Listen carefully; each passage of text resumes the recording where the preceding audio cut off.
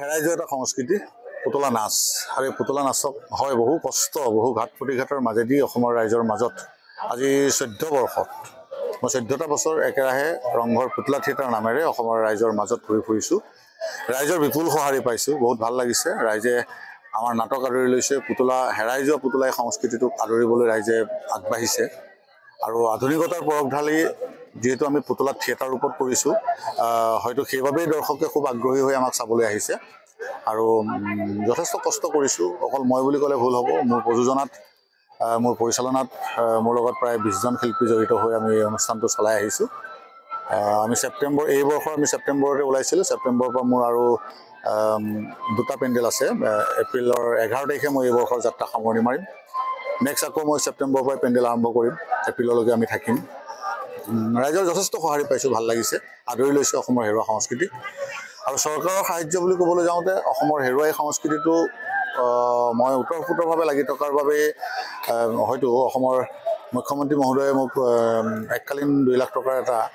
সাহায্য পুঁজিৰ পৰা সাহায্য দিছিল কিন্তু আচলতে সেইটোৱে যথেষ্ট নহয় এখন থিয়েটাৰ অত্যাধুনিক কাৰিকৰী কৌশলেৰে কৰিবলৈ যাওঁতে অসমৰ পুতলা নাচক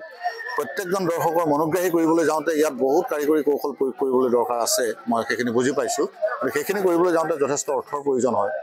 এই ক্ষেত্ৰত চৰকাৰে যদি অলপ মনোনিৱেশ কৰে নিশ্চয় আমি আৰু আগবাঢ়িব পাৰিম যিমানখিনি পাৰোঁ কষ্ট কৰি আছোঁ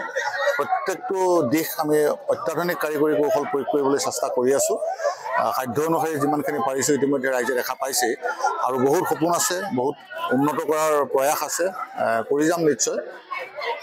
পুতলা থিয়েটাৰ বুলি ক'বলৈ মই জনাত ভ্ৰাম্যমান হিচাপত মানে এটা ছিজন সেপ্টেম্বৰ টু এপ্ৰিললৈকে ভ্ৰাম্যমান থিয়েটাৰৰ লগত সমানে ফেৰ মাৰি এনেকৈ পুতলা থিয়েটাৰ কৰা থিয়েটাৰ দল হিচাপত মই একমাত্ৰ বুলিয়ে ক'ব পাৰোঁ বাকী দল আছে মই নাই বুলি নকওঁ তেওঁলোকেও পেণ্ডেল 2-এটা কৰে কিন্তু কথা হ'ল কি তেওঁলোকৰ আৰ্থিক অনাটনৰ বাবে হয়তো অত্যাধুনিক কাৰিকৰী কৌশলখিনি প্ৰয়োগ কৰিব পৰা নাই সেইটো কাৰণে হয়তো তেখেতসকলে বেছি দৰ্শকৰ ওচৰ চাপিবলৈ অকণমান অসুবিধা বোধ কৰি আছে এইখিনি চৰকাৰে অকণমান চকু দিব লাগে তেওঁলোকো আগবাঢ়ি আহিব লাগে অসমৰ হেৰুৱা কৃষ্টি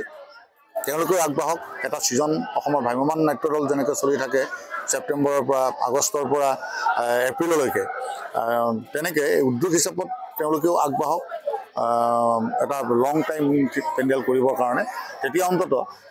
শিল্পী কলাকৌশলী যিসকল জড়িত থাকে তেওঁলোকৰ এটা সংস্থাপনৰ বাট মুকলি হয় লগতে অসমৰ এই কৃষ্টিটো ৰক্ষা কৰাৰ ক্ষেত্ৰতো সুবিধা হয় আপুনি যদি নাটকৰ লগত জড়িত থাকে নিৰৱ নাটক বুলি ক'লে ভুল নহ'ব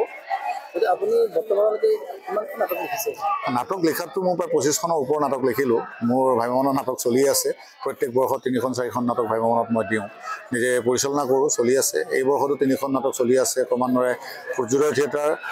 সুদৰ্শন থিয়েটাৰ আৰু নটসূৰ্য থিয়েটাৰত 3খন নাটক মোৰ চলি আছিলে বাকী মোৰ নিজৰ থিয়েটাৰতো নাটক থাকেই নিজৰ ৰংঘৰ পুতলা থিয়েটাৰত তেতিয়া 2খন নাটক মোৰ চলি আছে অহা বৰ্ষতো মোৰ নিজা 2খন থাকিব